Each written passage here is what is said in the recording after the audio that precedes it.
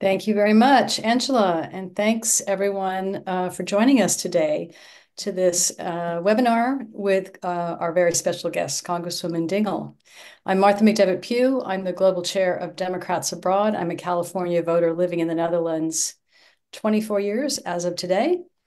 Democrats Abroad is a democratic state party with members all across the globe who are focused on advocating for U.S. citizens around the world and providing them with information and resources they need to register to vote, to obtain their ballot, and to return their ballot completed properly and on time. That's what we're here for. And in the 2020 election, the votes of Democrats living abroad comprised the margin of victory in key states like Arizona and Georgia. And we're committed to doing that and much more in the crucial elections coming up this year. In 2024, we are going to have to work harder than ever to eliminate the overwhelming threats to democracy and human rights inherent in any Republican victories. And it's really your participation that's key to our success. There are many ways to help, and we're going to mention some of those today. And this Saving Our Democracy series of events features really important voices, such as Congresswoman Dingell today, who are joining us to clarify and to really illuminate what's at stake in these elections, and that it's up to all of us to eliminate those risks. So thank you for joining us, and I'll hand off to Marnie Delaney, Chair of our Global Disability Caucus. Thank you so much, Martha. I'm sorry, I'm sort of sitting in the dark. My house was built in 1830, and all the outlets just keep dying on me. So there are approximately 1.3 billion people around the globe with disabilities. That's 1 in 6 people. And that proportion holds in the US as well as internationally.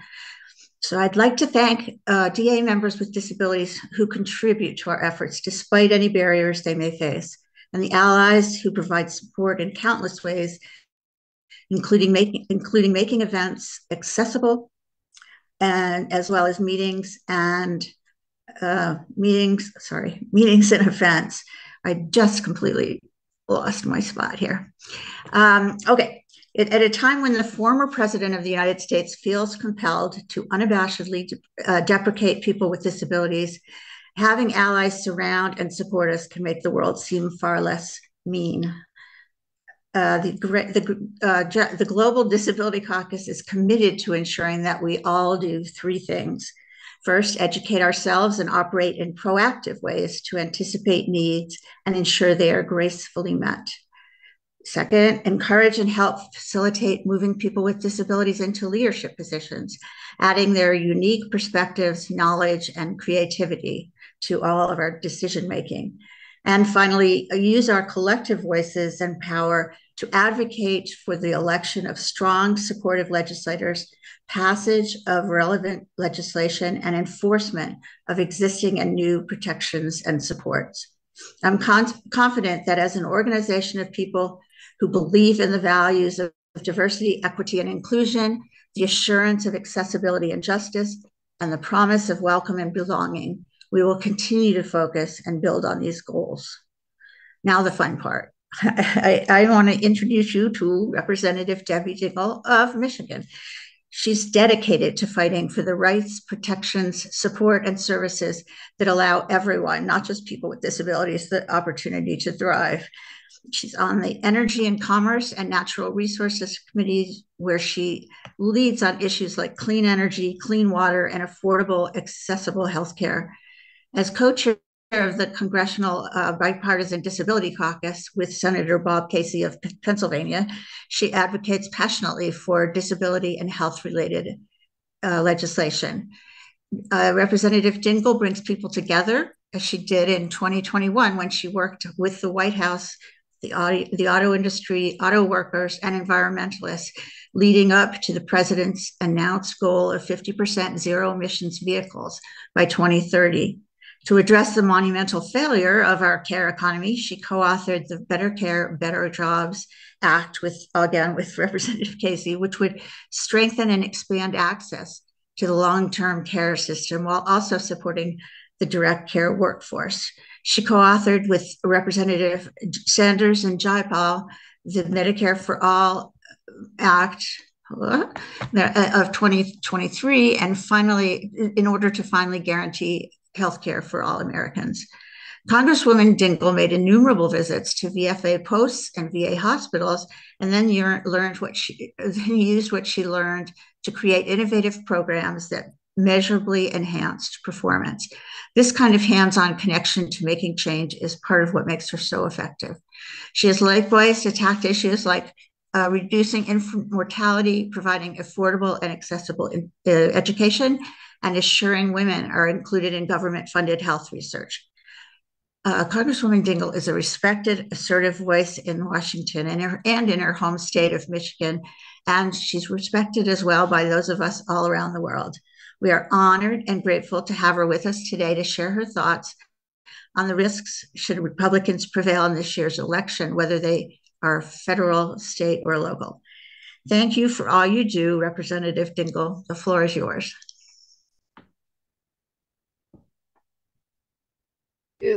Okay, there, got me unmuted. All right. Hi, everybody. How are you? Great. It's great to see everybody, and I want to thank you, Marnie, for that kind introduction, and thank Martha and everyone at Democrats Abroad for inviting me to join you this afternoon. So let me ask you a question, Marnie. My staff prepared me to talk about bipartisan disabilities and long-term care, which I do chair. I mean, these are both issues that really matter to me. Bob Casey's my partner in crime and many things. And I can talk about that, or do you want me to talk about straight old-fashioned politics in the States? What would you like me to talk about first? Well, I would say, why don't you talk a little bit? I know I'll be curious as to what you'd have to say about good old-fashioned politics in the United States. If you can then tell us a little about your bill, for sure. Okay. So I'll start with politics. So when you all first started out and you were talking about how Americans abroad made a difference in some of the states, I'm going to tell you all, I am very scared to death about this election. I'm just going to be that blunt.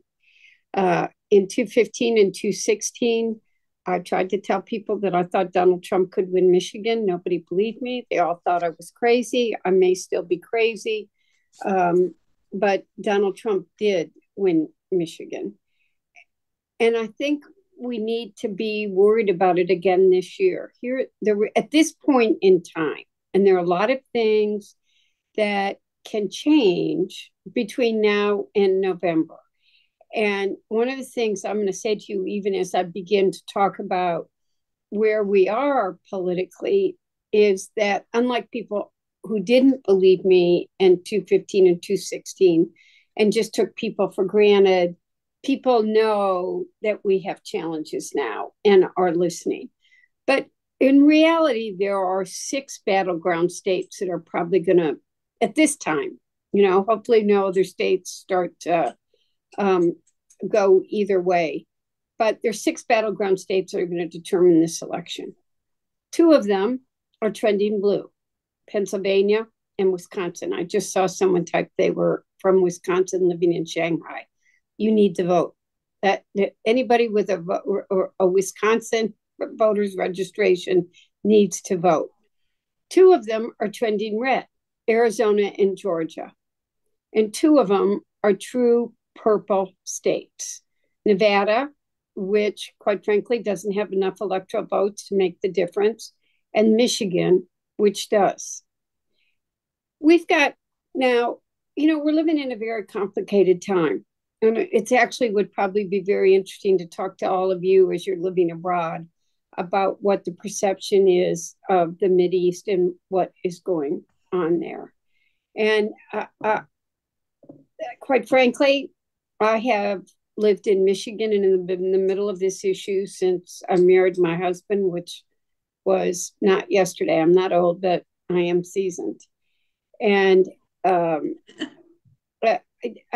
I worry, even as I start to talk about this, the rise of hate that we're seeing in this country and around the world, and both anti-Semitism, Islamophobia, anti-Muslim, anti-Arab rhetoric. There's just a lot of people trying to pit us all against each other and a lot of hate. And what Hamas did was a terrorist act, and we want those hostages to come home. But we've also seen more than 30,000 innocent civilians die, 12 to 14,000 children. 85% of the homes in Gaza are gone. The United Nations now says we're looking at a famine. I mean, it's horrific. We don't want to see anybody else hurt the way that they are. And it's a real crisis. So, the Arab American issue, the Muslim issue, which got a lot of attention when Michigan had its primary 2 weeks ago, is not the only issue. It is an issue in this state, but it's an issue that's impacting young people, period, around the country. I just was at the University of Michigan before I came here and had some pretty direct, blunt conversations with the kids. And in this country right now, we have an African American men problem, maybe some with the women, but a men problem. We have a union problem. We have the same kind of problem we had in 215 and 216. The unions at the top are endorsing Joe Biden, but thankfully the presidents know that they've got a problem in their membership. So we have a union hall. It was the union halls that made me understand we had a problem in 215 and 216. And we've got that again, and we have a young people's problem. We need to, I don't think anybody thought that we would ever see Roe versus Wade overturned in our lifetime. In Michigan, we had a ballot proposal 2 years ago, which it was a very motivating vote, and we had record turnouts. I stood with my young people at Michigan until 3 a.m. to make sure that every one of them could vote. That will not be on the ballot this time, but one of the challenges for us as Democrats is going to be to energize women to turn out. This morning, Governor Whitmer and I did a roundtable on reproductive rights and talked to people. We're trying to bring attention to it. I think the Alabama case here, which banned, in essence, IVF, in vitro fertilization, brought home to many people the consequences of some of what is being done in Washington.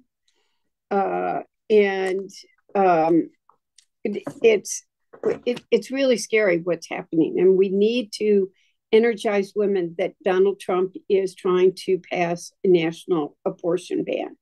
And I'm a Catholic woman, but there is a separation of church and state, and the government has no business in getting in the personal health care of any woman. It is between her doctor, her husband or partner, and her faith if she wants it to be there. But the government doesn't have any place in a woman's health care. And that's going to be the issue that we really have to play. So, I do believe that this is going to be a turnout election. It's going to be what voters do we energize and who do we turn out? And the Republicans have a problem. They've got a lot of people that aren't going to vote for Donald Trump. They're scared of Donald Trump. But the base that is the most energized is this mega group that supports Donald Trump. We have to energize our base. We've got to make sure we're addressing the issues. We have to make sure women are turning out. I was talking to these young people at Michigan today, and they were talking to me about the environment, and I said, you got to talk to your classmates, and if they care about this, we got to make sure that they understand what these issues are. These are really important issues. So every one of your votes is really going to matter. The fact that you cared enough to get on a Zoom in the middle of the day shows that you care. And your vote could be the vote that makes a difference and decides if someone wins or not. So Joe Biden did a great job. Joe Biden, as some of you probably know, is a personal friend. He did the eulogy at John's funeral. I love him. I'm going to do everything I can to get him reelected. He gave a great State of the Union speech. He's been out in the road surprising people with his, not surprising me, but surprising others. I tell his staff, let Joe Biden be Joe Biden. I am, when people try to say his memory's not there, I was with him about a month ago now. When he came to Michigan, spent 8 hours with him. He went over every Michigan issue with me. We talked about Gaza for 2 hours. I was so angry that anybody, and he remembered, by the way, it happened to be the week that was the anniversary of John dying. It's also the anniversary. I mean, it's Bo's birthday and John's anniversary are the same week. Joe Biden never forgets that. So we got a lot of work ahead of us. We need you all. We really need you to care, get your friends energized, do what you can from abroad. But this election is a competitive election that we got to roll up our sleeves and make sure we turn out the votes on. Oh, thank you so much for sounding the alarm, Congresswoman. We have some questions now. If you're okay with that, we have the first question. Yeah, I'm going to ask you the first question. We're going from the big to literally the small, and it is: can you speak to the issue of sub-minimum wages for people with disabilities? It seems like the average wage is $3.50. And this is permissible in all but 17 states, and the federal minimum wage is already ridiculous at $7.25 an hour. So I'm curious if you know of any efforts to address that. So, despite the ADA being signed into law more than 33 years ago, it is unconscionable as you're raising it that people with disabilities can still be paid less than the minimum wage under the Department of Labor's 14C program. In fact, a GAO report last year found that 14C workers are being paid less than $3.50 an hour, outrageous.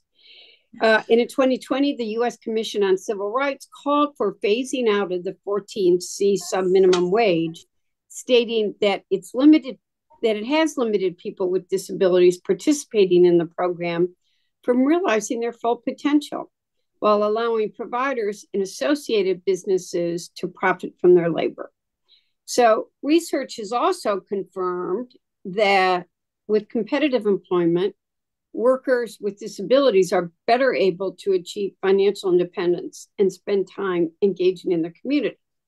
So participation in 14C is declining. As of last year, just 13 states have phased it out of workshops that pay sub-minimum wages or in the process of doing so. But my commitment, Bob Casey's commitment, is that we must implement programs that empower Americans with disabilities to reach their full potential, including with competitive employment, which we know is critical to independence and our well-being. Well, thanks. It's very important, I think. You really are a co-pilots, cohorts with Bob Casey. Bob Casey's I love Bob Casey. We got to get Bob Casey. If anybody is registered to vote in Pennsylvania, he needs your vote. Yeah. Well, I know our state team is working on Pennsylvania almost as well as our Michigan team. So I have another question for you, actually, from Betsy Attore, who's the chair of our Seniors Caucus. Thanks, Marnie. Hi, Representative Dingell. Wanted to ask you, first I'm going to start with a fact. In the USA, seniors and disabled individuals prefer to receive care in the comfort of their homes and within their local communities. How does the Better Care Act help ensure that option is feasible? So thanks for that question. This is my passion. This is one of my passions. If I had given my prepared remarks, I would have told you that I spend a lot of time on this issue. And yes, Bob Casey is my partner in crime, not crime, and trying to get some good trouble. We have a bill called the Better Care, Better Jobs Act, which would enhance Medicaid funding for home care, helping, there are almost 1 million people in this country that are waiting lists for home and community-based care. The fact of the matter is our current system is geared towards institutions. And most people want to stay in their own home in the settings of their choice where they know people and they want to stay active and they want to, live independently. So our bill would let them, we need to get, Medicaid is the largest single payer of long-term care in this country. And it would allow more people to stay in that setting. It would also, we got a real crisis right now that we don't have caregivers. Most of you don't know me. I was blessed that my husband's brain was there until the moment he died. He actually dictated an op-ed to me the day that he died. But he didn't, I couldn't leave him alone at night, or he didn't get around it. His mobility got pretty impacted towards the end. And I'm luckier than 99 and 9/10 of the people that I know. We had Medicare and insurance, and we had both worked, and we just were in better shape. But finding caregivers it's becoming a bigger and bigger crisis that COVID has made even worse. So this bill would also strengthen the caregiving workforce, but which would improve the quality of life for families, but boost the economy by creating good paying jobs and encourage more people to go into it. We've got a lot of spouses that are taking care of their loved ones, and because they can't find anybody, they need respite care desperately and can't get a break. The fact of the matter is that all other work is possible. We got the sandwich generation with both childcare and senior care as a crisis right now too. And all other work is possible if the person that you care about is being cared for. I have one woman who's still she'll always be a part of my life, that stayed with John when I went to Washington. But I had, other people I would call agencies, etc. I had people that were working with me that were working 2 and 3 jobs and still living below the poverty line. And that's just not okay. So to give you the specifics, because I could talk forever about it, the Better Care, Better Jobs Act would enhance Medicaid funding for home and community-based care, get people off the waiting list. It would incentivize states to build models that benefit direct care workers and care recipients. It would support quality and accountability, facilitate state planning. And then there are 2 other bills that I have been leading and getting authorized annually that would be done permanently. One would be the permanently authorized the spousal impoverishment protections. So for those that don't know this, if you want, Medicaid's the largest payer, and to qualify for Medicaid, you can't have any assets. So spouses are having to get rid of all of their holdings and anything that they can't have any net worth, and that's not right. So we have been trying to protect spouses from becoming impoverished, and we would permanently do that. And then we would also make sure that money follows the person permanently, so that when you come out of the hospital, you're in the care, the dollars that are available would follow them permanently. So that's what I'm working on, and never going to stop working on until we get it done. We're very lucky at that. So I have another person who'd like to ask you a question, and she is a fellow Michigander, I guess you say, and her name is Anne-Marie Bissett. She's head of our Michigan State team. Great. Thank you, Marnie. And Anne-Marie, we need you to get Michigan. We need every vote we can. It's definitely a priority in my life this year, absolutely. So greetings from Michigan, and thank you so much for being here today. Efforts from the right to undermine our voting system continue to evolve. Recently, the RNC attempted to sue Michigan, claiming inflated voter rolls. The new RNCA, Lara Trump at the helm, is advocating a one-day vote. This would present a particular threat to military and civilian voters abroad, as well as our seniors and those with disabilities and students on exchange?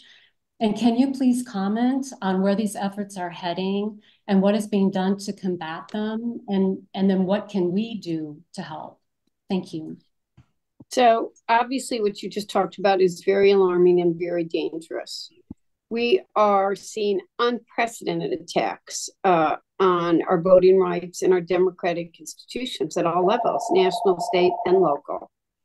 There's no doubt that there are people working hard to undermine confidence in our voting systems. Donald Trump's already doing it. He's laying the groundwork. We need to be so ready for him to do what he did after the last election. And I mean, culminated in January 6th, which is like a nightmare. And they're trying to scare and intimidate those who administer them. They're coming up with very new and insidious ways to sow doubt, and make it more difficult for certain people to vote. Every American has a vote, and every vote counts. We cannot let Americans believe. They're trying to undermine confidence. They're trying to make people believe that the system isn't safe. And we can't let Americans believe that. We got to fight back. We got to not let them make people not have confidence. Our democracy is based on people's confidence in that vote at the ballot box. So we got to make sure that we don't let them undermine that confidence. And we got to make sure we got to protect free and fair elections and make sure people know that it's free and fair. I've seen the voter intimidation. I live in Ann Arbor, and people here were worried about the militia coming in with guns and intimidating people at the last election. We lose that confidence. Like, we have fundamentally, we are destroying the roots of democracy. And we know that early voting and voting by mail is safe. And for you all, especially, it's crucial for the elderly and you all, Americans abroad, people living with disabilities, and more. So we've got to continue to expand opportunities and accessibility to vote, not roll back the progress we've made.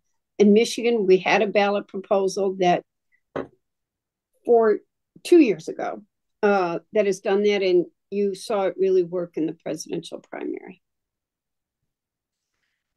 Thank you so much. Now we have Andrew Anderson, who is the leader of our Veterans and Military Family Caucus. I know you've had some legislation terribly relevant for them. Andrew?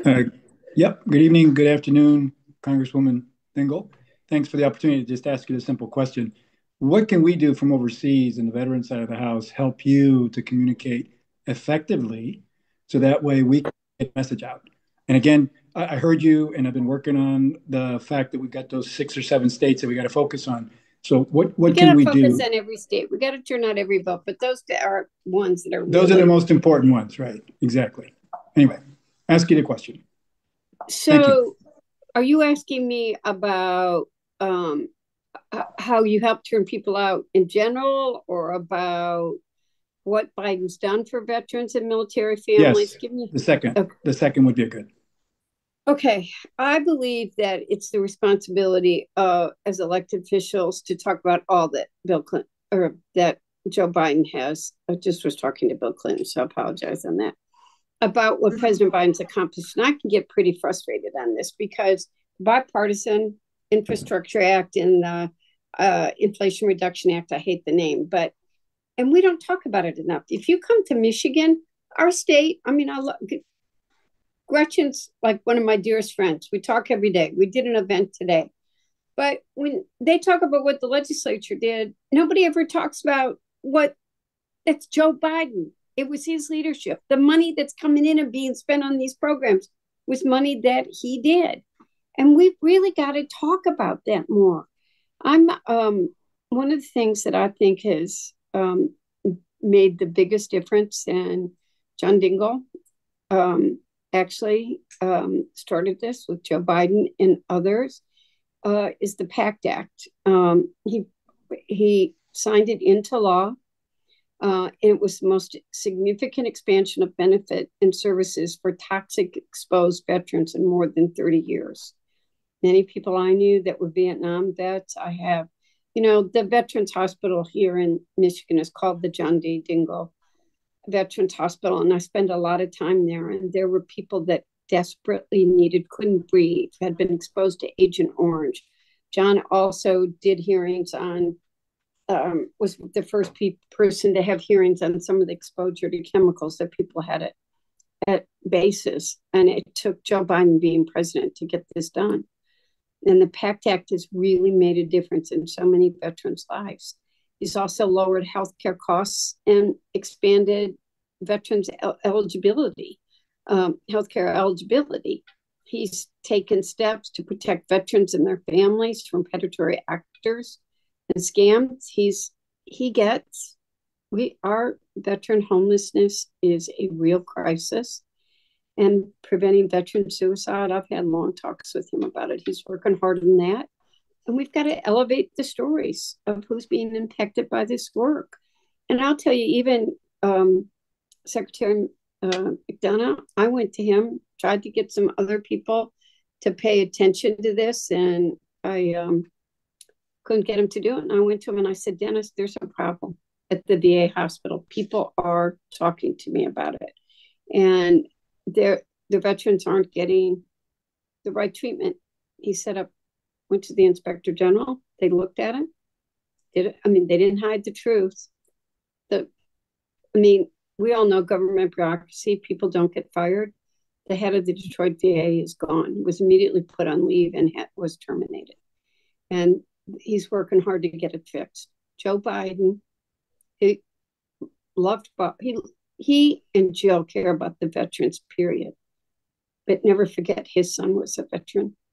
And he will fight for veterans and does fight for veterans every single day.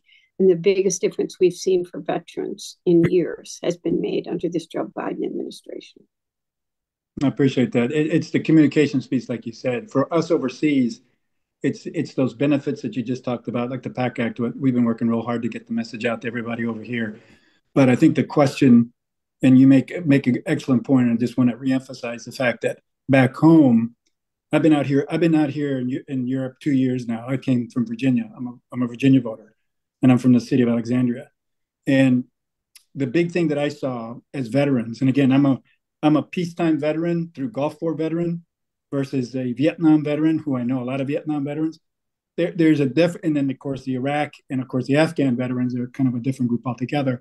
But I think our messaging has to be very clear, because we seem to be losing quite a few veterans in reference to leaning into Trump as being able to solve the problem. And I think it's the communications piece, as you said. So we'll work on that. Thank you. Great. Thanks. Okay. So we have two more questions, if we can. Okay. Okay.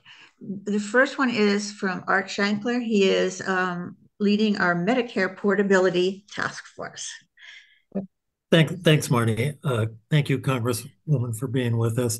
I'm a former Michigander from a long, long time ago. And by the way, I happened to be with Senator Peters a few weeks ago when he was in Europe, and he sounded the same alarm about the Michigan elections this year. So we all need to get out and vote.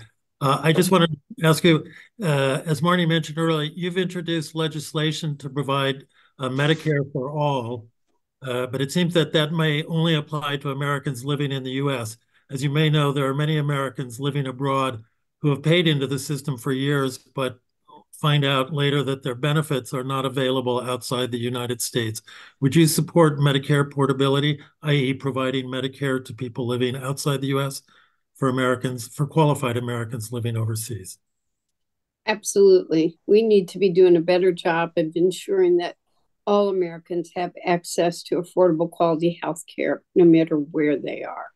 The reality is too many people face challenges in accessing the care that they need to live for healthy and dignified lives. And it's critical that we continue removing obstacles to care, remove the barriers. Let's not keep adding to them. We have encouraged, I've been part of it, the Congress has encouraged the Center for Medicare and Medicaid Innovation CMMI, which is part of the Affordable Care Act, to consider ways to enable individuals who retire overseas to retain and utilize their Medicare primary health care benefits. And I will continue, I make that commitment to you to work with CMS as we explore these possibilities and get it solved. Thank you.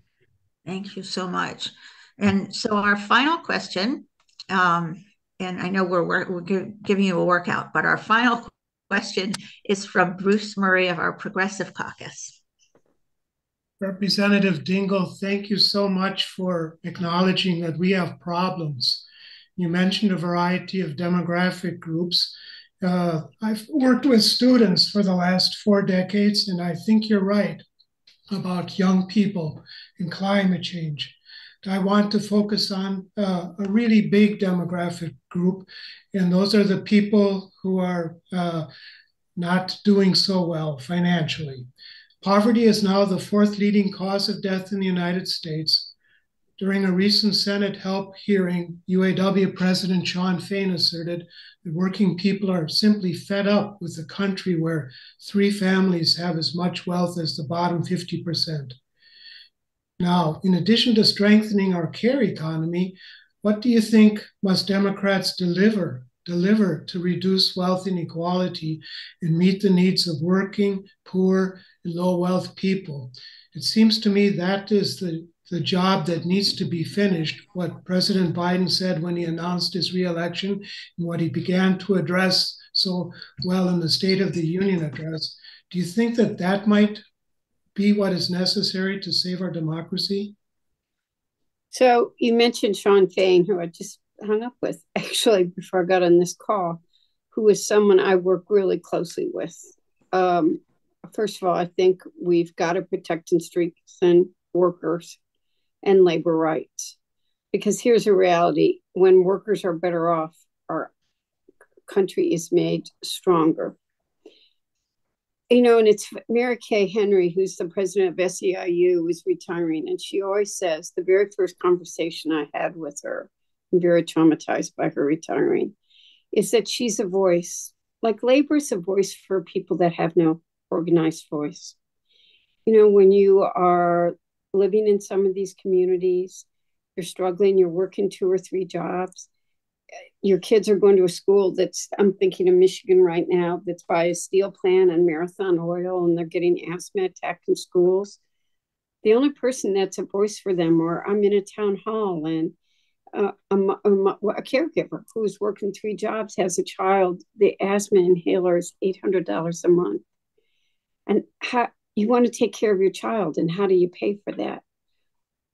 We all have to champion it, but labor in this country has been one of the most important voices. But we've got to bring down the everyday costs that place a large burden on working families. Prescriptions. Joe Biden, by the way, put a cap on it. Not one Republican voted to lower or let Medicare negotiate the better prices for prescription drugs, or to cap insulin at $35 an hour. You can go across the bridge where I live, Canada's right there, and get medicines at half and a quarter of the price. We need to be doing more. Why should we be paying for the R&D and every other country has lower prescription drug costs? And by the way, we spend more on healthcare than any other country does, and our outcomes are worse. That's a problem too. We got to lower the price of groceries and energy, and housing's a problem, to name a few. But what we got to do is work to defend the lifeline systems that Americans depend on, and not cut their funding, that as many Republicans have proposed to do, like with WIC, doing a WIC roundtable this week. I don't think people realized how many kids, the only meal, this is something I'll never forget. It was right before COVID, and I went to an after-school program, and there was a little boy looking very sad and very tired and I said to him, I bet you just want to go home and have dinner with your parents. And he said to me, we don't have food at home. We don't eat dinner. I've never, ever forgotten that. So we got to make sure we're supporting programs. I just think we've got a moral obligation to do that. And we've also got to make sure that Social Security stays in place and that we strengthen it for generations to come. Wow, thank you so much. I have to say, caring for each other seems like a common theme in everything you had to say, and we appreciate how much you're caring and working to care for people. It's really wonderful. And we really thank you for your time and your insights. I'm glad we got to the politics part. And please know that we're working like Democrats through Election Day and beyond. We need and you. we're going to make sure that we get great numbers from abroad and that they're all counted with special attention to those from Michigan. We hope that you have a really wonderful day defending our democracy. You're welcome. I really, really appreciate it. And I gave you the unscripted part was just the politics, but we got to a lot of issues when you asked me questions. So thank you. Oh, no, thank you. It's been great. We appreciate it. Be safe, everybody. You too. Vote. We need you. And vote early. Yeah. Not often, but early. Yeah. Take care. Thank you. Bye-bye. Yeah. Bye-bye. Oh, goodness. Well, I hope you'll stay with us. That was wonderful, wasn't it? So I hope you'll stay with us for some reminders and a brief, super important presentation on the 2024 voting process. For this closing section, we're going to have three people. Marnie, that's my name. Marini Walker in the UK, a new member of the GDC Steering Committee. Anne-Marie Bissett in Germany, and she's leader of the Michigan state team. We saw her a few minutes ago. And the fabulous Liz Blackburn, the Global Disability Caucus Communications Chair and a country chair, and the country chair for China. So first up is Marini. Hi, hello everybody. I just told Marnie that we were gonna forever be confused with each other, so don't feel bad. I'm Marini and I'm in the UK, and she's Marnie and she's in France. But first of all, I'd like to thank all our co-sponsors, the Veterans and Military Families Caucus, Progressive Caucus, the Medicare Portability Task Force, and the critically important Michigan State team. We are, I know, all counting on you. Thank you for being with us today, and please consider joining the Democrats Abroad and the Disability Caucus or any other caucus that you've seen that you might have some connection to. If you ever thought about volunteering, this is the year, this is the time. We need all the help that we can get. And also, please keep accessibility in mind when you plan your voter engagement activities. Bring a guest chair when you're setting up a table. Stay away from doing anything where there's stairs and the ramps aren't provided. Use alternative text and written and on-time online materials. Don't talk fast. I know I talk fast, so it's something I got to work on. And with any other steps in the voting process and so on. And don't forget to check out the information on the annual meeting in Costa Rica at the end of May. And do consider running to be a delegate to the Democratic National Convention. Check out the links in the chat for more information. It's your turn, Anne-Marie. Thank you so much, Marini. And Marnie, thank you so much for arranging this event. I'm really happy to share some important tips about voting with everyone and some specific for Michiganders, and specifically in using Vote from Abroad, or VFA. And while we don't know exactly how many overseas or abroad voters we have from Michigan, we do know that it's around 185,000 if you go by the numbers from 2022. So there is a lot of potential out there that so many people exist, and we just need to bring them home. Okay, so why should voters use VFA? First, to take advantage of the legal protections offered, we're able to receive an electronic ballot thanks to this UOCAVA, the UN-Informed Overseas Citizens Absentee Voting Act, that was made in 1986. The ballot delivery is 45 days prior to the election, which is approximately 10 days earlier than the regular absentee ballots. We use a federal postcard application, which we'll talk about in a little bit. And we also have a federal write-in absentee ballot, which is a ballot backup. Next slide, please. So it's pretty straightforward. Register and request your ballot, and be sure to confirm that the registration has gone through. And then when you receive your ballot, be sure not to sit on it like I have done before, thinking I have all this time. And I am making a commitment to do it within 24 hours this year. It's so important. And then return your ballot, and it has to be mailed in, and then confirm. And we're going to show you how you can easily do these steps. Next, please. So this is what the website looks like, votefromabroad.org. We're hoping that you'll go right in and use this. Everything is set up. And if you can go to the next slide, please.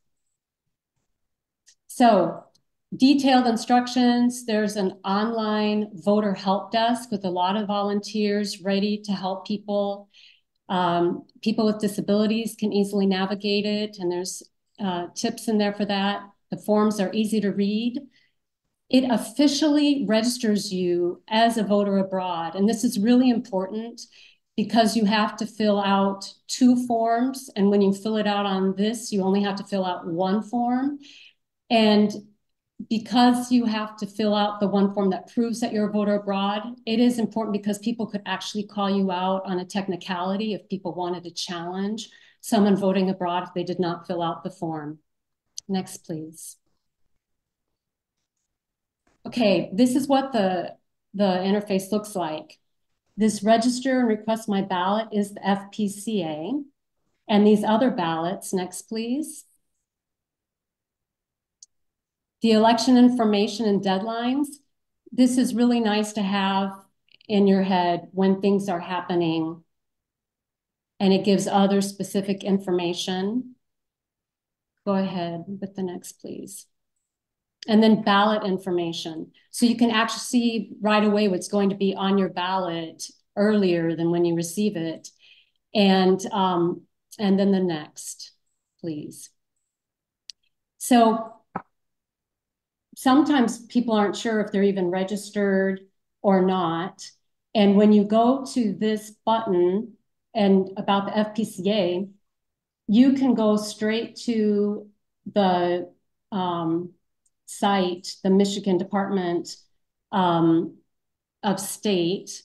So here it'll tell you exactly what you need to request your ballot. And this is different for every state. And so it's important as you're talking with your friends that they're from different states, they might have different information. So that's what's really wonderful about this website. It has specifics for every state. Next slide, please. So we have the primary and general, and when you do the FPCA, it sets you up for the whole year. So you only have to fill it out once and you'll receive those ballots automatically. And it does update your voter information as well, so you don't have to worry about that. Next, please. So here are the different rules. Some states you're not able to vote all the way down the ballot, and you have to say if you are expecting to return or not. And we're very lucky in Michigan that no matter what your situation is, overseas or abroad, that you get to vote down ballot. So we're super lucky about that. Next, please. So when you check to see if you're registered, here is where you go and you can see right to the Department of State what your official status is. Next, please.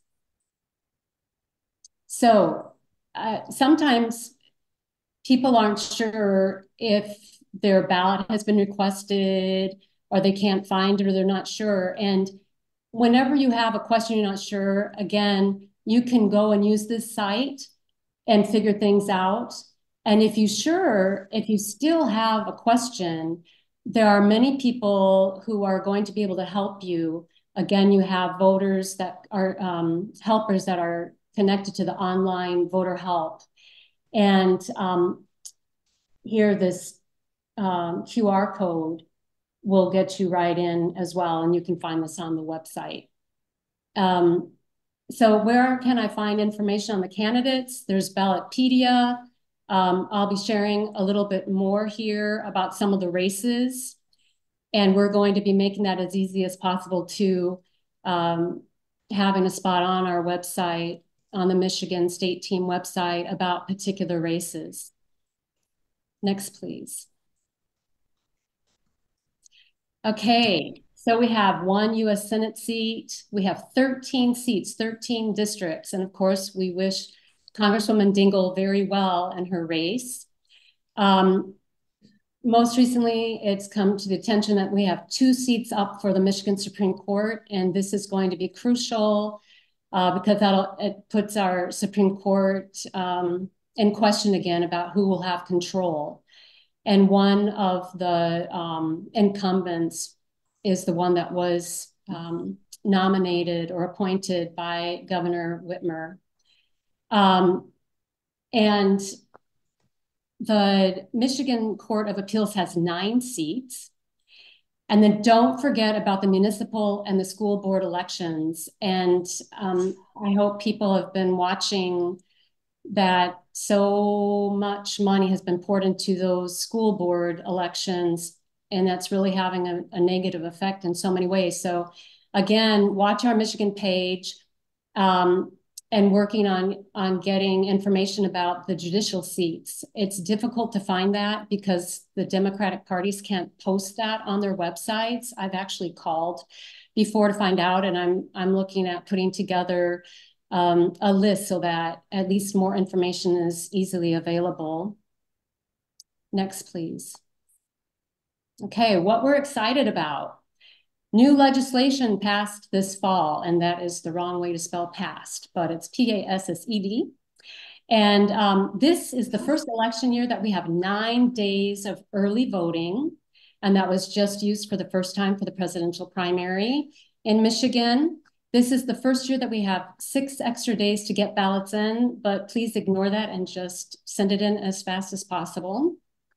Legislation was also passed for the returning the ballot by email.